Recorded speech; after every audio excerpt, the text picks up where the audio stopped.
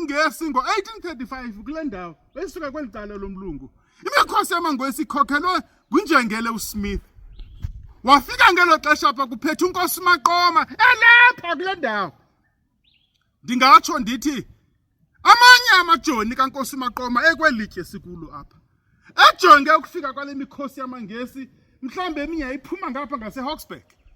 Eminye mhlambe isuka kweli cala ubukhulu becala ngaseXesi. Wadibana apha uSmith noMaqoma. Wakha phantsi isityasigcwele, woyiswa uSmith, oyisa amaXhosa, ekhokelwa nguNkosi Maqoma kule ndawo simi kuyo. Aphinda abuya amangesi ngo-1846. Ngelo xesha afika kuphethe ukumkani uSandile uMgolombane. Amangesi ekhokhelwa nguMajor General John Hare, the Knight of Hanover. Athi amangesi Maxhosa nibethe uSmith ngo-35. Siyabuya ke ngoku sizophindisa loo nto.